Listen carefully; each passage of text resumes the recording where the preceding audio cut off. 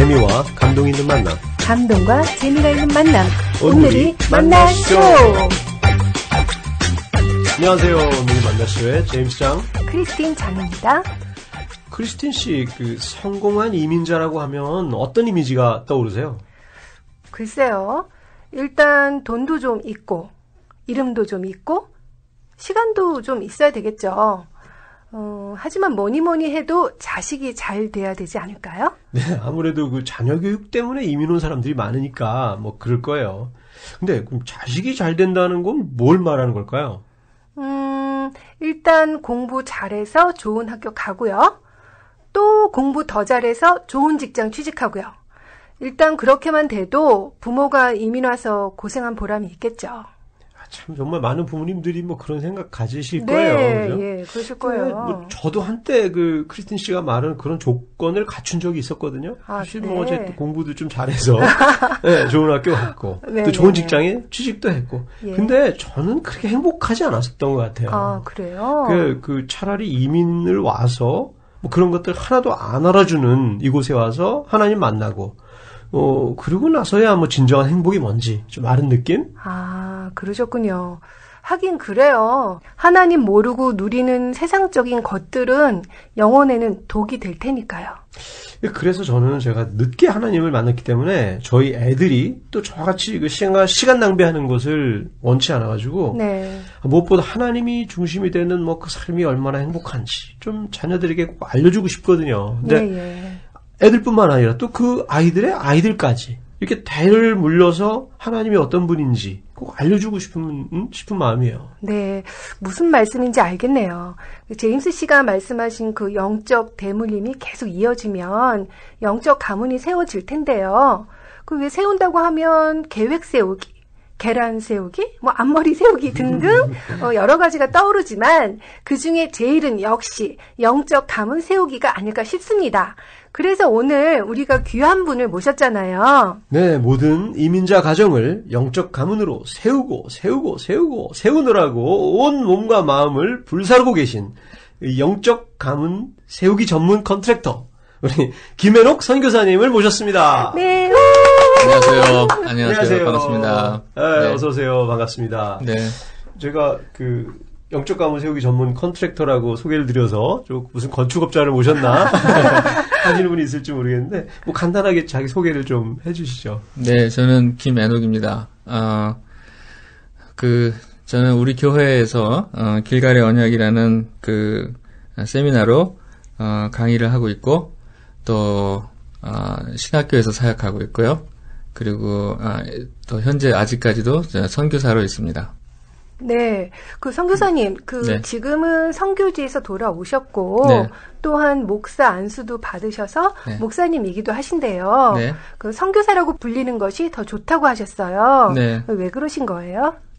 저는 선교사 기본적으로는 두 가지 이유인데 선교사가 하나의 특정한 직종이 아니라고 생각을 해요. 왜냐하면 네. 그리스도인들이 선교적인 사명을 다 받았기 때문에 네. 그것은 어떻게 보면은 모든 우리가 구원받은 순간부터 선교사라고 불림을 받아야 될 필요가 있습니다. 저희도요? 그럼요. 저도요? 네. 아, 그러시군요. 왜냐하면은 우리가 빛과 소금이 된다는 사명을 받았기 때문에 예. 누구에게도 영향을 미치는 사람들이기 때문에 그런 면에서는 기본적인 선교사라고 생각을 하고 또 이제 저 같은 경우는 중국에서 16년 정도 선교 사역을 했었는데 그리고 이제 제가 함께 일했던 선교 단체에서 제가 중국에 사역을 하고 나서도 또 미국에서 사역을 할 수 있도록 스위치를 시켜줬죠. 그래서 네. 현재 멤버십을 계속 그대로 갖고 있고, 아. 예, 그래서 아직도 그쪽에서는 오피셜 멤버를 하고 있습니다. 그래서 선교사라고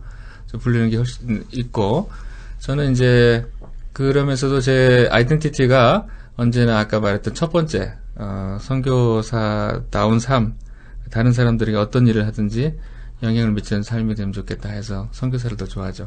네. 좀 말씀 들으니까 우리 크리스틴 선교사님. 네. 네, 제임스 선교사님. 이게 되게 좋으면서도 뭔가 네. 좀 그런 이게 이름대로 호칭대로 좀 더 해야 되겠다. 이런 네. 것도 좀 네, 사명감이 좀 생기네요. 드는 것 같아요. 네.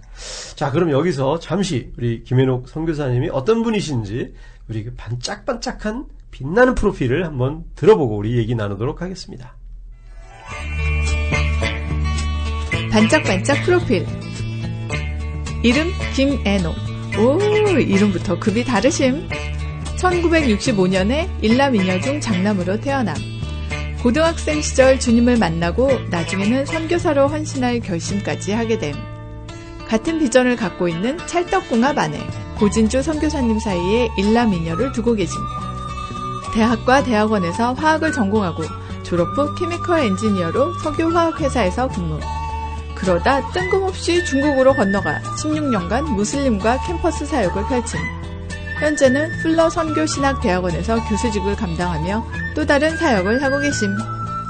삶의 고민과 숙제를 해결하고자 길갈의 언약 세미나를 시작하게 됨. 사람들이 세미나를 통해 하나님과 더 가까워지는 것을 보며 힘을 얻고 보람을 느끼는 천상 사역자. 험한 세상 가운데 다리가 되어줄 믿음의 영적 가문 세우기에 올인하고 계시는 세미나계의 울트라맨 김애녹 선교사님을 소개합니다. 반짝반짝.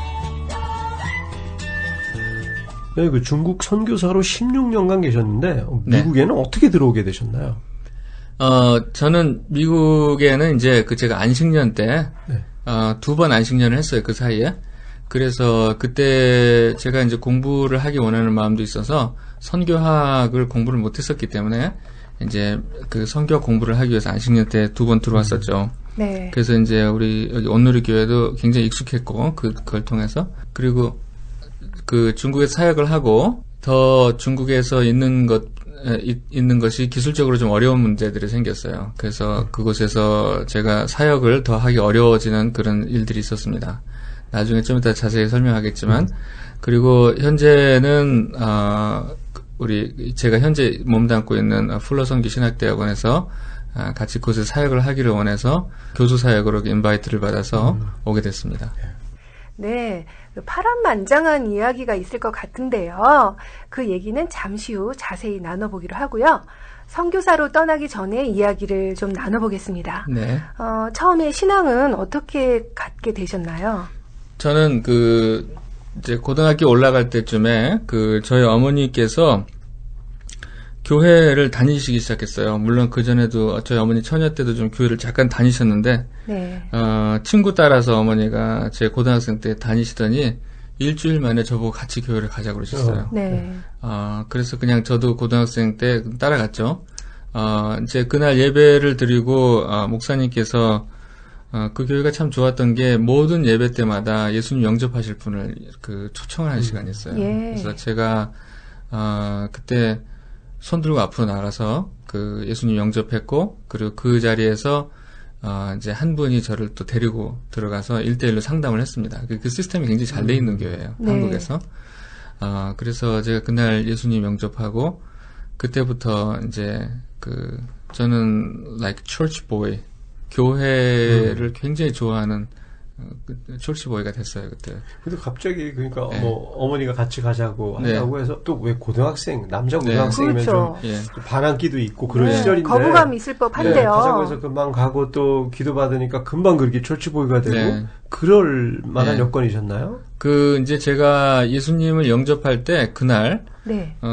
그분 저를 상담해 주신 이제 전도사님이 마지막에 이제 성경 말씀 쭉 설명하시고 예수님 영접하시겠습니까? 예수님을 믿으면 하나님의 아들이 됩니다라고 질문을 하셨어요.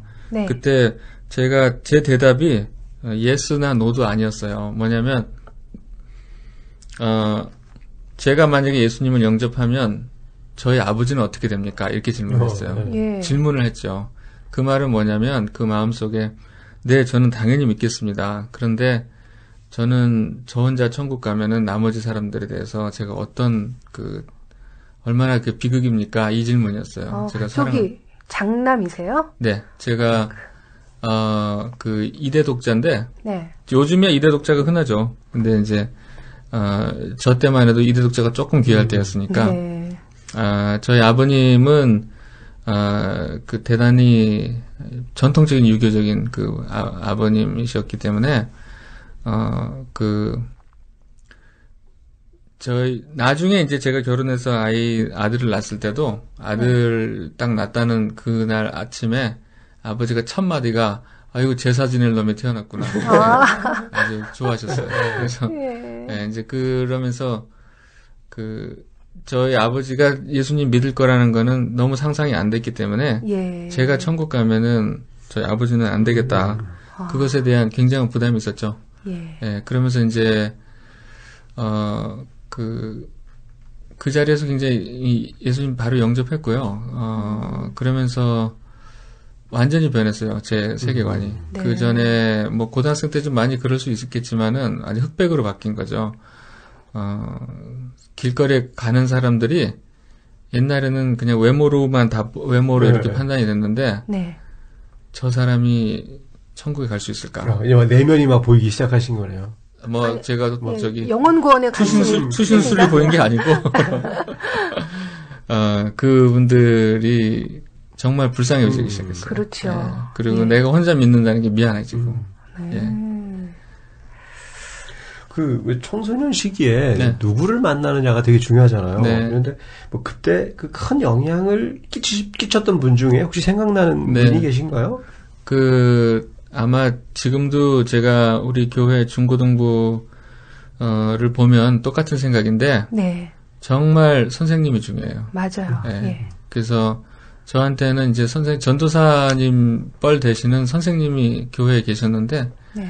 나중에 이제 목사님 되셨지만 그분이 뭐 주말에 교회를 가니까 당연히 그 자리에 계셨지만 가면은 기둥처럼 이제 서 계신 거예요. 지금 생각하면 굉장히 젊은 분인데 그렇죠. 그때만 해도 이제 어렸을 테니까 그분이 이제 아직 20대였었는데 그분이 저한테 정말 모든 질문에 대해서 다 대답해 주실 수 있었고 네. 그리고 이제 한번 제가 의지가 되니까는 집에서 저희 어머니도 믿으셨지만은 아버님이 제가 믿는 걸 너무나 이제 반대를 하셨고 교회에 갔다 오고 나면 이제 집안이 한 번씩 뒤집혔죠. 네. 그러면 이제 몰래 믿어야 되고, 그리고 야단 맞으면서 믿는 거가 너무 힘들고 스트레스 받았기 때문에, 예. 교회를 가게 되면, 이제 그 전도사님한테 이야기를 하면, 참 가까이서 저의 입장이 돼주시는 거예요. 그리고 뭐, 솔루션을 딱 낼 수는 없었지만, 뭐, 그 답이 어디 있겠어요. 근데, 믿음으로 그것을 제가 바로 설 수 있도록 계속, 친구가 돼주셨던 분, 그리고 솔루션을 내줄 수 있었던 분, 그래서 저의 인생의 영적인 그 기초를 가장 많이 다져준 20대 청년이셨죠, 그분이. 예. 네. 예. 그래서 결국 선생님이 너무 중요하다는 생각이 들어요. 네. 그 아버지의 핍박을 피해서, 네. 가서 쉴 수 있는 곳이었겠네요. 네, 맞아요. 네. 아버지한테 죄송하지만. 왜냐하면 이제 아버님이, 한국의 굴지에 있는 큰 공장에, 굉장히 높은 분이었어요. 네. 그래서 국영기업체고, 하여간, 우리나라에서도 제일 좋은 대학교에서 공대를 나오셨기 때문에, 네. 한국의 산업을 일으키신 분 중에, 그 엔지니어로서 한 분이죠. 네. 그런데 문제는 이제, 한국 공장들이 다 지방에 있잖아요. 그래서 그렇죠. 주말에만 이제 서울에 올라오시면 식구들이 서울에 올라오시는데 그럼 저는 교회를 가요. 네. 그럼 아버지 입장에서도 굉장히 화가 나시죠. 그렇죠. 당연히. 하나밖에 없는 아들이 네. 아버지가 왔는데 집앞을 빗자루로 쓸고 기다려도 시원차를 파네. 다른 아버지를 만나러 간 거 아니에요? 네, 그러네요. 네. 그래서 그거는 인간적으로 굉장히 죄송하고 저도 그 아버지께서 화를 내시는 게 단순한 핍박이 아니고 그건 뭐 당연한 네, 어떤 한 부분이 그러실 수 있는데 있었을 것 같아요. 그때는 이제 핍박으로만 생각을 했었죠. 네. 그 흑백으로 좀 있었으니까 그 나이가 그럴 때니까. 그래도 이제 교회는 또 그것을 굉장히 피난처가 돼줬기 때문에 뭐 그런 면에 있어서는 이제 신앙이 점점 돈독하게 자랄 수 있었던 그런 면이었고. 또 하나는 이제 교회 안에서 대학생 때도 그때 아버님이 이제 저한테 영적인 면에서 어렵게 하는 건 마찬가지였는데 네. 이제 교회 안에 청년들 친구들이 굉장히 좋았어요. 그래서 네. 이제 그때부터는 친구가 굉장히 중요해지잖아요. 그래서 그분들하고 같은 길을 가는 그 청년들 그룹이 몇 명 있었어요. 생각도 비슷하고 경건하려고 하는 것에 대해서 진지하려고 노력하고, 네. 그리고 미래에 대해서도 어떻게 하면 하나님이 무슨 말씀을 하시는지 진지하게 들으려고 하고, 그런 친구들이 참 저한테는 있었던 게 너무 중요했었고, 그것이 신앙에 지금도 저를 지탱할 수 있었던 기초들이 그때 많이 나아졌죠. 네. 네. 정말 아주 소중한 분을 중요한 시기에 만나셨던 것 같네요. 자, 그럼 여기서 잠시 본격적인 토크를 시작하기 전에 게스트와 갑자기 확 친해지기 위하여 저희가 준비한 코너가 있죠. 이름하여 이풀기 OX 퀴즈. 정말 간단한 퀴즈인데요. 네. 뭐 저희가 드리는 질문에 맞으면 O 아니면 X 이렇게 빨리 답을 해주시면 됩니다. 네. 그리고 뭐 네. 설명은 나중에 여쭤볼 테니까요. 네. 일단은 OX 답만 해주시면 돼요. 책임져야겠네요. 나중에 물어보니까. 그럼요. 너무 네. 그 오래 생각하시지 마시고 네. 뭐 바로바로 생각나는 네. 대로 답해 주시면 됩니다. 제가 먼저 질문 드리겠습니다. 나는 내 성격이 정말 마음에 든다. 네. 내가 아내를 사랑하는 것보다 아내가 나를 더 사랑하는 것 같다. 자, 다음 질문입니다. 화가 난 아내를 달래주는 나만의 비법이 있다. OX 해야 되는 거예요? 네. OX 둘 중에 하나입니다. X. 나는 감정 표현을 자유롭게 하는 편이다. 사람을 만나면 에너지가 막 올라간다. X. 네, 마지막 질문입니다. 나는 단순 반복되는 일상보다는 변화로운 삶이 좋다. 네. 네. 뭐 O와 X가 지금 골고루 네, 섞여 골고루 있는데요. 균형 잡혀 네. 있습니다. 나는 내 성격이 정말 마음에 든다. 그래서 조금 고민을 딱 하시다가 O라고 하셨어요. 근데 이제 와서 바꿔도 되나요? 왜 또 마음이 바뀌셨어요? 네. 예. 어떤 마음이세요? X로 지금 바꾸고 싶어요. 그거. 왜요? 제 성격에 왜요, 대해서 갑자기? 마음에 안 드는 걸로. 네. 근데 아까는 왜 오하셨어요? 고민을 하시다가 일단 어떨 정하셨는데. 때는 좋은데 또 지금 생각해보니까 안 좋은 면도 많이 있는 것 같아요. 그래서 요점이 안 좋아서 X가 되냐. 자, 잠깐만. 그러면 자, 들어볼까요? 마음에 드는 면은 어떤 면이고 또 마음에 안 드는 면은? 네. 저는 한번 어떤 일이 옳다고 생각하면은 그 일을 굉장히 천천히 반복하면서 계속 진도를 나가요. 네. 그래서 그리고 이제 징검다리도 두들기고 안 가거든요. 안 가요? 네, 너무 신중하다 보니까 이제 크라이시스 오리엔티드에서 좀 위기 중심에 대해서 네. 확실한 일들을 추진하는 편이에요. 네, 그러니까 되게 신중한 편이신 네. 거죠. 그래서 네. 이제 웬만하면은 예스를 잘 안 하죠. 예. 기다리라고 그러고. 예. 네. 그럼 뭐 신중하고. 그런 면에서 좋은데. 이제 그런 면에서는 제가 저한테 점수를 많이 주는데 네. 네. 그러다 보니까는 이제 조심하고 그런 건 좋은데 통쾌하게 잘 풀지를 못해요. 진도가 안 나가나요? 예. 그리고 인간관계에서도 예. 통쾌하게 풀지를 못해요. 왜냐하면 이제 정확해야 되다 보니까. 예. 그러니까 저에게도 힘들지만 또 다른 사람도 힘들죠. 예. 그런 면에서는 제가 다른 사람한테 민폐를 좀 끼치죠. 네. 어떨 때 꼬인 것도 그냥 어떨 때는 단칼에 좀 풀고 싶을 때도 있는데 성격상 그게 또 잘 안 되고.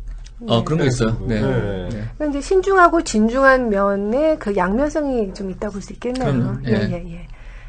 그리고 내가 아내를 사랑하는 것보다 아내가 나를 더 사랑한다 하는 것 같다 해서 네. 뭐 지체 없이 오라고 하셨어요. 네. 그렇게 확신하시는 거예요? 예, 저는 아내가 저한테 무조건적인 사랑을 주는 거는 뭐 계속 반복해서 느꼈어요. 그러세요? 네. 무엇을 보면 그런 걸 느끼세요? 저희가 이제 대학생 때 서로 만났거든요. 네. 근데 같은 크리스찬 그룹에서 만났어요. 대학교 안에서. 네. 근데 저희 선교 단체 학생 선교 단체 안에 있었었는데 불문율이 있는 게 뭐냐면 그 안에서 연애를 못 하게 돼 있어요. 네. 네.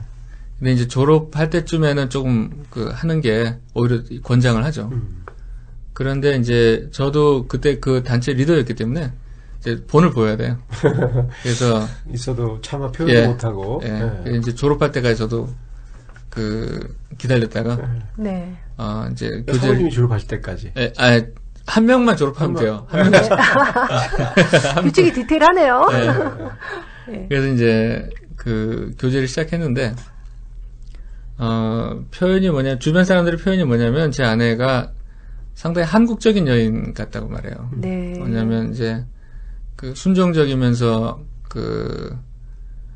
같이 맞춰주려고 하는 그런 면들이 네. 많았었는데 저도 몇 번 뵌 적이 있는데 네. 되게 정말 한국적이라는 게 탁 와닿고요. 되게 네. 좀 이렇게 조용히 뒤에서 섬기시는 스타일. 네. 네, 그러니까 정말 그럴 것 같아요. 네. 네. 그러면서도 또 제가 자랑하자면 잠언서에 31장에 있는 것처럼 현숙한 여인처럼 굉장히 샤프해요.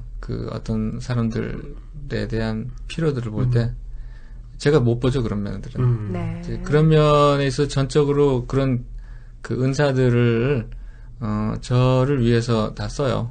예. 그리고 말 그대로 헌신을 보니까 이제 아내가 이제 저를 위해서 했던 헌신들을 쭉 보니까 의심의 여지가 없는 거죠. 네. 분명히 근데 아내는 그렇게 사랑하는데 나는 그렇게 사랑을 못 하시나요? 그만큼 못 따라가니까. 그만한 헌신을 못 하니까. 아니 근데 그 다음 질문에 그러니까 저도 그렇게까지 아내가 나를 사랑하는데 아내가 화난 아내를 달래주는 비법도 아직 몰라요 아직도. 그러니까 이제 아내가 저를 더 사랑하는 거죠. 그런 방법이 있었네요. 아내가 저를 더 사랑하게 해주기 위해서 제가 부족한 거죠. 정말 행복한 남자네요. 요새 보기 드문. 이거 좀 잘 적었다가 써먹어야 될 것 같네요. 예. 나는 감정 표현을 자유롭게 하는 편이다. 네. 예. 그것도 X로 할래요. 네. 아까는 왜 O 하셨어요? 네, 제가 충동적이어서 그래요. 아니, 성격이 두드리고도 안 건너가신다고 하면서. 아니, 되게 재밌는 캐릭터예요. 네. 정말 빈틈없이 생기셨는데, 말을 뒤집는 걸 또 아무렇지도 않게 하세요. 이럴 때는 또 좀 허당기가 있는 있으신 것 허당기가 같기도 있으신데, 그쵸. 매력적인 캐릭터시네요. 아니, 왜 감정 표현을 자유롭게 하시는 편이에요? 아니에요. 못해요. 근데 아까는. 얘기해보세요, 진실을. 표현을 자유롭게, 겉으로는 막 하고 싶은데, 잘 안 되셔가지고, 물어봤을 때는 한다고 했다가, 또 바뀌신 건가요? 그쵸. 그 사이 바뀌었죠. 아니라 이제 감정 표현 잘 못해요, 그러고 보면 사실. 예. 매우 못해요. 예. 감정 표현이라는 게 기쁘다, 슬프다, 아니면 좀 화가 났다, 사랑한다, 이런 게 이제, 못해요. 그 표현으로는. 일단은 한국적인 남자라는 것도 있고, 두 번째는 특별히 네거티브한 쪽 감정은 조심을 해요. 왜냐하면 이게 이제 제가 표현을 했을 때 그거 다음에 또 여러 가지가 있잖아요. 그게 이제 생각을 했을 때 조심하는 면들이 있죠. 그러면 한국적인 남자의 표현은 뭐냐면 일단 제가 보니까 한국 남자가 나이가 좀 들어서는 감정 관리를 굉장히 못하는 것 같아요. 왜 옛날 아버지들 보면 화내고 하는 거야 잘해도 내가 조용히 불러서 사랑한다고 한다든가 이런 이런 쪽의 표현에 더 좀 어색하지 않나요? 그거는 제가 원래 못했는데 그건 훈련을 해서 나왔었어요. 왜냐하면 예를 들어서 사랑하는 사람한테 사랑한다고 표현하는 거는 제가 마땅히 해야 될 거라는 생각을 했고 또 훈련을 해야 될 필요를 느꼈고 제가 원래 누구도 가르쳐주지 않았지만 올바르기 때문에 그렇게 했는데 이제 그 외에 제가 슬프다든지 아니면은 내가 정말 즐거워한다든지 할 때에 그것이 마음속에서 올라옴에도 불구하고 확 바깥으로 표현을 한다든지 그리고 환하게 웃는 거. 완전히 이제 잔상이 없이 다 웃어버릴 수 있는 거. 이제 그런 거 잘 못하죠. 저도 공감이 되는 게, 이제 중년의 한국 남자들이 다 대부분 그런 표현을 막 너무, 이게 직접적이고 극적으로 하는 거에 대해서 스스로 좀 거부감이 다 좀씩 있는 것 같아요. 교육도 그렇게 좀 받았던 것 같고. 교육도 그런데 이제 우리가 그거를 좀 훈련을 안 받은 거예요. 그쵸, 어떻게 표현해야 되는지. 그리고 본 적도 없잖아요. 그리고 그게 얼마나 좋다는 것도 교육도 우리가 못 받고. 그래서 이제 저 역시 뭐 거기에 대해서는 약점이 많죠. 그리고 사람을 만나면 에너지가 막 올라간다. X라고 하셨는데요. 참 직업상 사람을 계속 만나셔야 되는 일이시잖아요. 그 만날 때마다 에너지가 안 올라가면 내적으로 좀 이렇게 좀 스트레스가 많으시겠어요. 저는 정기적으로 제가 혼자 있는 시간을 어느 정도 보유를 해요. 그래서 규칙적으로 그래야지 에너지 레벨이 올라가니까.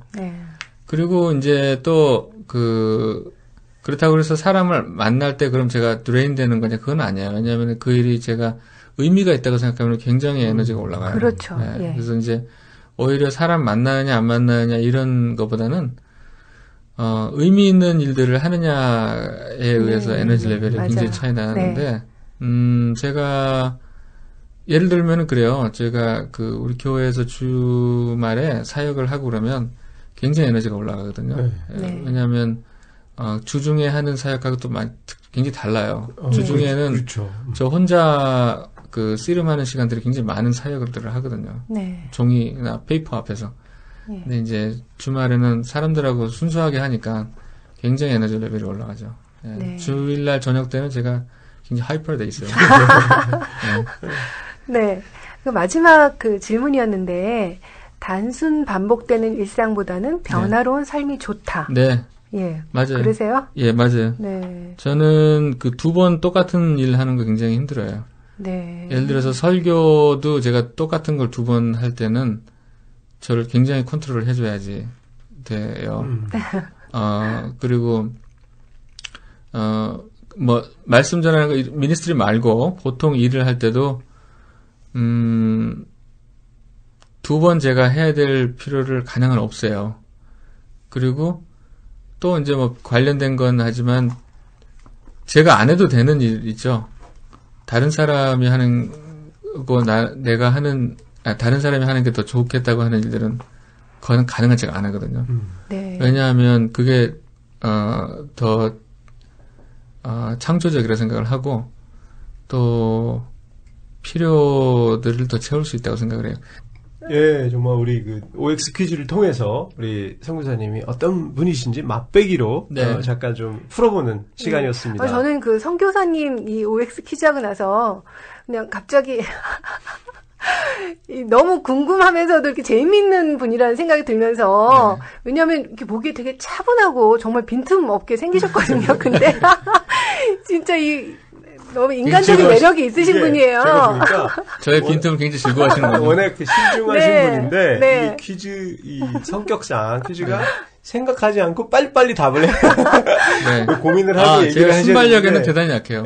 그러다 보니까 아마 이렇게 되신 것 같아요. 아니 그래도 보통 사람은 본인이 내뱉은 말이 있으니까 그래도 이제 비슷한 쪽으로 맞춰주는데 아무렇지도 않게 아니라고. 그죠. 그게 이제 순간적으로 말은 해놨지만 생각해보니까 근데 그게 아닌데 그거라고 말씀을 못하는. 지금 그거는 편집을 안 해주시네요.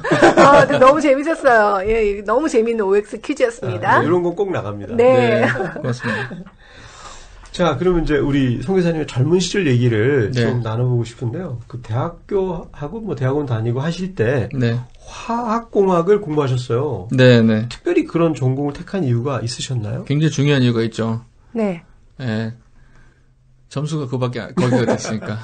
아니, 화학공학, 공대가요. 공부 잘해야 갈 수 있는 곳이잖아요. 그렇지도 않아요. 그래요? 학교가 하도 여러 가지니까. 아니, 그러면 특별히 생각하지 않고 점수에 맞춰서 가신 거예요? 옛날엔 그런 경우가 많았죠. 그때는 다 그랬죠. 그때는 농대, 의대, 공대 다 놓고 이제 그 중에 하나. 사실 또 화학공학이 뭔지 잘 모를 수도 있어요. 모르고 갔어요. 근데 아버님이 공대 셨잖아요. 그래서 아버님 영향도 있었을 것 같은데. 아버지 공대에 나오셨기 때문에 제일 남자로서는 무난하다고 생각하고 공대를 깊이 생각을 안 해도 적당하다고 생각한 거였죠. 이제 공대를 간 게. 근데 그 중에 또 점수가 되니까. 학교 다닐 때는 어떤 학생이셨어요? 조용히 학교와 교회와 집과 이렇게 다니셨나요? 아니면은? 지금 생각해도 굉장히 재미없는 사람이었어요. 왜냐하면, 별로 이렇게 노는 거를 즐거워하지 않았었어요. 네. 예. 예. 근데 대학생들은 또 1학년 때 막 다 놀잖아요. 예. 네. 그거에 좀 아깝다는 생각을 많이 했었어요. 그렇게 노는 시간이. 예. 그리고, 대신에 좀 일단은 교회를 제가 이제 열심히 다닌 게 또 있었지만은, 네. 그 외의 시간에도, 그렇게 놀고 하는 거가, 성경 말씀에도 보면은, 언제나 그 미래를 생각해야 되는 것을 보면, 네. 그게 이렇게, 좀 아깝다는 생각이 많이 들었었고, 대신에, 좀, 건설적인 일들을 좀 하면 좋겠다 생각을 많이 했어요. 세상이 보는 전형적인 모범생 스타일이셨네요. 약간, 재미없는 사람이었어요. 예. 그래도 부모님들은 너무 좋아하시잖아요. 예, 이제 학교가, 거리가 좀 집에서 멀었었는데, 네. 전철을 타고, 1시간 이상 이제 움직이다 보니까, 주중에는 저녁 늦게 들어오고 집에, 이제 학교에서도 활동도 많이 하다 보니까, 그리고 주말에는 또 교회 가고 그러니까 집에서는 실제적으로 많이 있지 않았어요. 네. 근데, 지금 생각하면 굉장히 죄송하죠. 제가 지금 생각할 때는 어느 한쪽으로 기울은 것이 좋은 삶 같지는 않았었어요. 네. 그래서 여하튼 그때는 나름 열심히 살아야 된다고 생각해가지고, 아침 일찍 나가고 저녁 집에 늦게 들어오고, 그런 일이 계속 반복됐었어요. 그 바빴던 이유가 공부였나요? 아니면 크리스찬 클럽? 두 가지 다였어요. 예.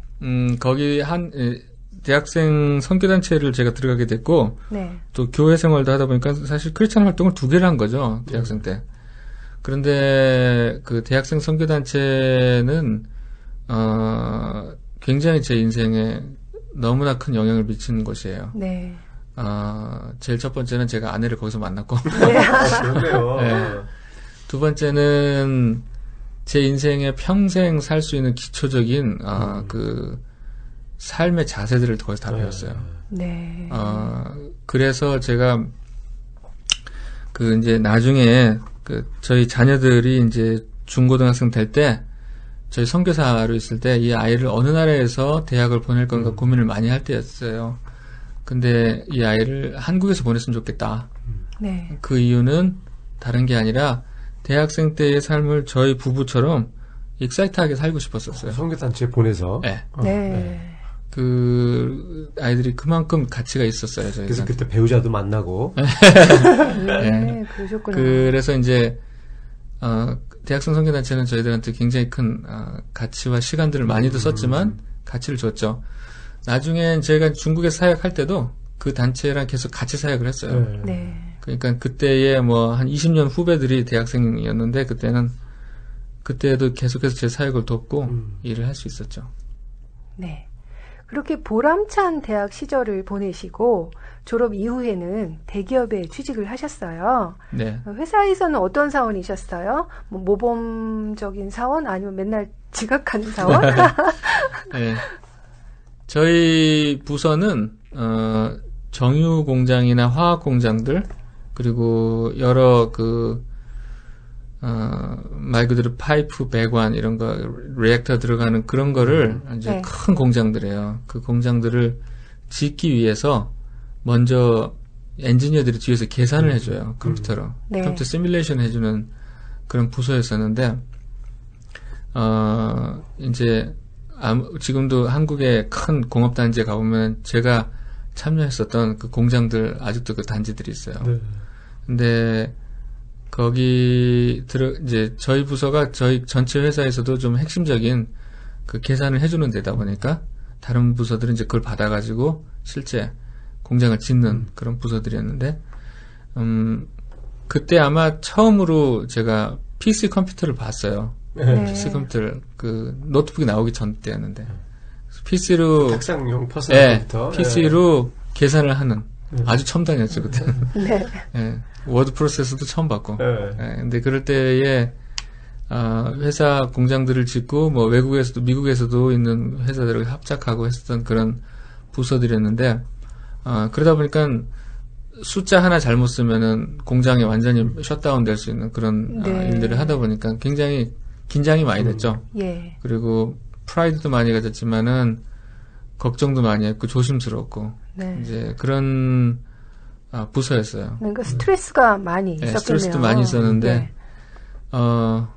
또 인생을 많이 배웠어요. 뭐냐면 거기는 그 부장님들, 뭐 차장님들 이런 분들 정말 한국에서 최고의 엔지니어들이었어요. 예. 그래서 사람이 탁월하다는 게 저런 거구나 네. 하는 거 많이 배웠고 동시에 한 가지는 탁월해도 전체적으로 사람이 안 되는 부분들이 있구나.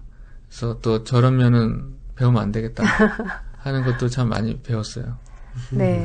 그런 면들 한마디로 이제 저보다 5년, 10년, 20년, 30년 나이가 더 든 분들을 동시에 보니까 이제 인생을 어떤 갈 길이 저렇게 되겠구나. 네. 라는 것들을 동시에 봤죠. 내 인생의 미래가 이렇게 발전되겠구나. 그런 것들을 많이 보게 됐죠. 그래서 참 그 연세 있는 분들하고 같이 있는 게 굉장히 중요한 것 같아요. 네. 그래서 많이 배웠어요. 그래서 그런 걸 보시면서 뭐 이게 직장 생활을 뭐 학교 생활을 했던 것처럼 열심히 잘하셨을 것 같은데 그러다가 언제 선교사로 내가 가야 되겠다는 결심은 언제 하신 거예요? 예, 제가 이제 지금 쭉 이야기하는 것들은 어떤 면에서는 아직도 좀 제가 그때 좀 잘한 것만은 아니다라는 것을 포함해서 이야기를 하는 거예요. 뭐냐면은 지금 제가 선교사로 결정한 것도 1%는 좀 바꾸면 되겠다 하는 것들이 있긴 있어요. 근데 이제 그 전체 이야기를 하자면, 아까 제가 방금 말씀드린 좋은 우리 부장님, 차장님들이 참 많았었는데, 그 중에 한 분이 정말 유능한 엔지니어가 있었어요. 그리고 이제 그분이, 알고 보니까 정말 좋은 크리스찬이었어요. 네. 그래서 제가 그분을 대단히 존경했죠. 인격적으로도 뛰어났고, 참, 가까이 하고 싶었고 회사에서 업무적인 문제가 있으면 다 그분한테 가서 해결들을 잘 받았고 기술적인 부분들 어느 날 그분이 전체 회사원들을 저희 부서원들을 초대해서 집으로 초대하셨어요. 집들이를 한다고 집에 간 거죠. 근데 이제 거기서 저녁을 얻어먹고 사람들이 다시 한쪽에서 이런저런 이제 335 이제 이야기를 하고 있는데 차 마시면서 이제 차장님의 목소리가 이렇게 들리는데, 가서 들어보니까, 지금 생각하면은 충분히 뭐 당연한 이야기인데, 그분이 뭐 걱정하는 게 뭐냐면, 어떻게 하면 돈을 더 벌까? 어떻게 하면 더 넓은 집을 살까? 이 이야기를 막 하시는 거예요. 근데 뭐, 어떻게 보면 당연한, 걱정할 수 있는 거고, 또 우리가 많은 시간을 거기에 쓰고 있잖아요. 근데 그때의 저한테는 20대 때 청년이 그 얘기를 들을 때 생각을 좀 깊이 하게 됐어요. 뭐냐면 내가 정말 인생의 모델로 보는 분이 그리고 좋은 크리스찬이고 사실 맞고 근데 정말 그 마음속에 많은 부분을 차지하는 게 저거라면 내가 저분을 따라가려고 했었는데 나도 20년 후에 저렇게 될 거 아닌가 저 고민을 하면서 살 거 아닌가 생각을 하기 시작했어요. 아까 말한 대로 10년, 20년 선배들 같이 사는 게 굉장히 중요하다고 생각했잖아요. 근데 그러면 나는 그렇게 살고 싶지 않다. 그 순간 그 생각이 들었어요. 그리고 내가 최대한 노력하면 저분의 실력의 한 반은 갈 텐데 그 이상은 못 갈 것 같고. 그분이 그렇게 탁월한 분이셨어요? 그러니까는 한국에 있는 화학 공장들을 거의 굉장히 파운데이션들을 잘 만들 정도로 기술이 좋았죠.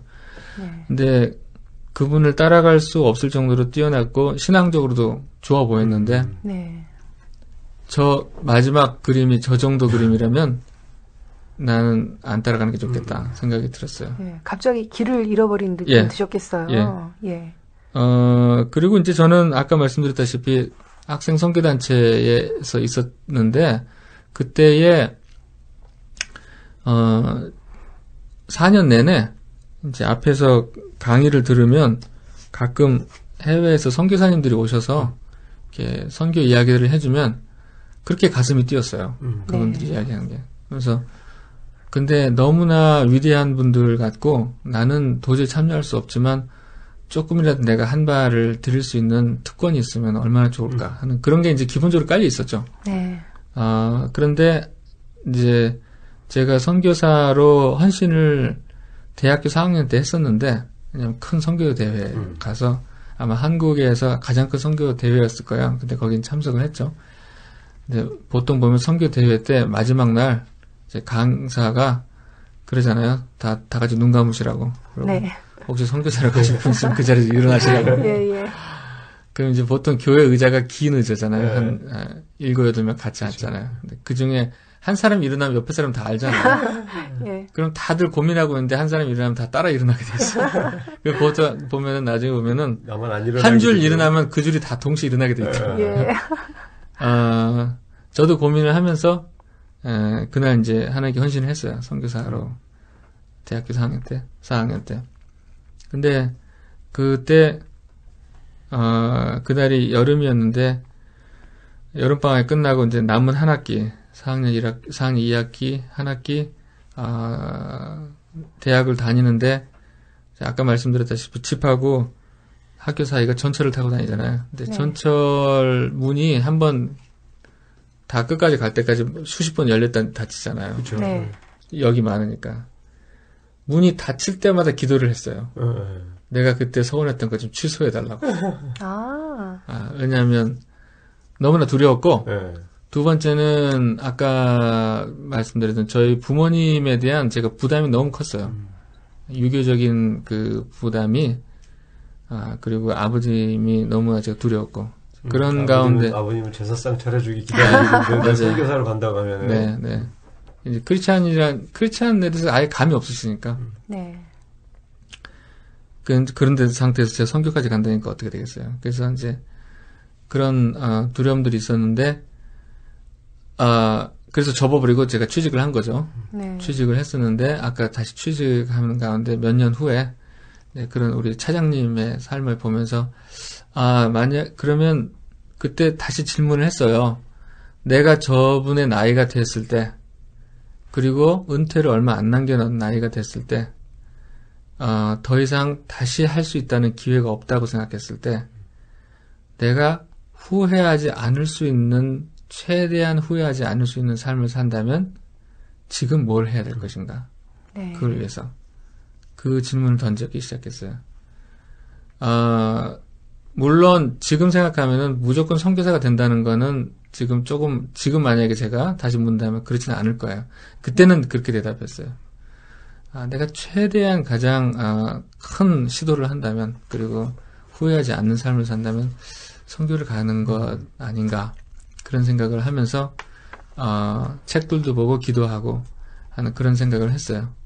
어느 날 이제 제가 선교에 관계된 책을 보면서 비전 하나님이 어느 쪽으로 인도하시는지를 자꾸 묻는 그 상황 속에서 책을 보는데 버스에서 맨 뒷좌석에서 책을 보면서 가고 있는데 많은 버스에서 윌리엄 캐리라는 그 선교 지도자가 했던 말 중에 하나님이 당신에게 줄 수 있는 가장 위대한 것을 기대하십시오. 그리고 하나님이 당신이 하나님을 위해서 할 수 있는 가장 위대한 시도를 하십시오. 네. 이 두 마디를 썼던 책의 끝에 부분에 보면서 제가 그 많은 버스 앞에서 막 펑펑 울었어요. 네. 왜냐하면 그렇게 살고 싶었기 때문에. 예.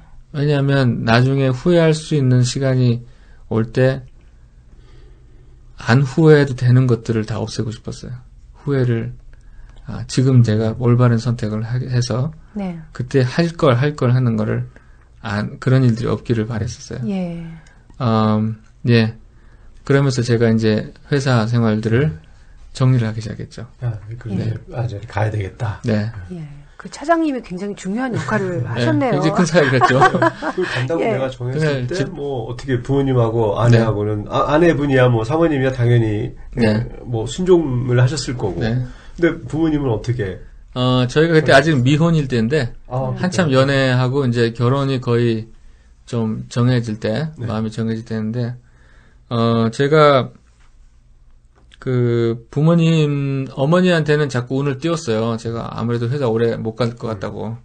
어머니한테는 이제 굉장히 어머니는 놀라시죠. 왜냐면은, 저희 아버님은 아까 말씀드렸다시피 한국에서 굉장히 큰 엔지니어들 세계에서 어느 정도 리더세요.